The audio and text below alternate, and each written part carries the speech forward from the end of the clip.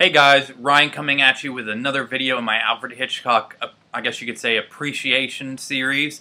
In this episode, we're going to be talking about the 1958 masterpiece Vertigo. This is a movie that's probably, other than Rear Window, my favorite Hitchcock. This movie also contains the my favorite film soundtrack of all time. I just love this movie so much, so that's what we're going to be talking about today. For those of you who have never seen Vertigo, it is about a police officer. I think he's more of a detective. He's on a rooftop chase at the beginning of the movie, chasing a criminal, and the criminal jumps over a rooftop, from one rooftop to the other, and Jimmy Stewart tries doing the same thing, and he slips and falls, and he's hanging, as you can see in this picture, and he's looking down in the alley below, and he's like, freaking out, and he starts to get, a little sickness from it. It's like that's when he gets vertigo, which is, being afraid of heights and that kind of stuff. There's a lot more to it than that. But one of the police officers that were with him was trying to save Jimmy Stewart, and pull him up, and that police officer fell.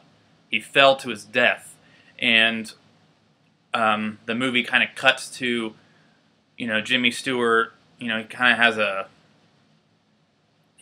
think he has a limp. I can't remember that. I don't know if he got it from, it's because he was, he's sick now and he was dizzy, and so he has a cane with him.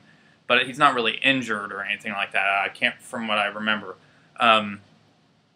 But he's overridden with guilt for being in the situation that he was and having to have the police officer try to rescue him to his death. I mean, that's pretty much what happened. And so he was just full of guilt. And so by this time he's, stopped, he's retired, and so he's just trying to move on with his life. Meanwhile, he has this new fear of heights and dizziness and stuff. And then one of his old friends or acquaintances from I think it's from the war years, and a college friend. I forgot. I think it's the war years. I think they were in the war together. He comes into town and he asks Jimmy Stewart for this favor, kind of to follow his wife, because his wife's kind of going a little cuckoo, and he wants to make sure that his wife's safe. And that's all I'm going to say about that. But this movie turns into an amazing, slow-moving, which I think is really good in a movie like this. A lot of people could watch this that aren't familiar with this movie and say, man, that's really boring. It just never picked up. It's a really slow-building movie, but it's because you're following Jimmy Stewart with his obsession. It's a slow progressing obsession into madness over the situation and this woman. And it has a good twist and turn at the end. It's just a fascinating movie. The soundtrack by Bernard Herrmann is brilliant. It's full of, it's like the brass section of the orchestra. He was just like, you know what? We want a soundtrack to really hit these people in the gut. When they watch this movie, I want them to get punched in the stomach by this score. And that's especially how it is at the beginning of the movie. And it's just such a brilliant score. And I love this movie so much. When I was, this was the first Hitchcock movie I ever saw. And since I first watched it, I've been hooked on Hitchcock since I was probably 12 years old. And when I was 13, I went to Universal Studios, which is only about 80 miles south of me in Florida. And I picked up this Alfred Hitchcock Vertigo poster. And it's in a frame and everything like that. And I actually have a Psycho one just like this that I got. And I got a Frankenstein one. And actually this hangs in the bathroom on a wall with my Psycho one.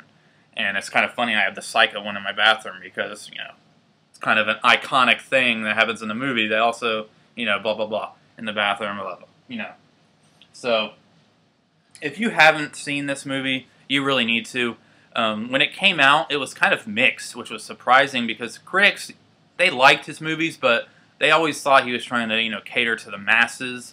But he was such an entertainer, Hitchcock was. And when this movie came out, everybody was like, Hitchcock's saying this is his masterpiece and stuff, but You know, some critics were like, I hated it. It was awful. It was slow and boring. And where's the old Hitchcock? You know, Rear Window, Lady Vanishes, you know, the past Hitchcock.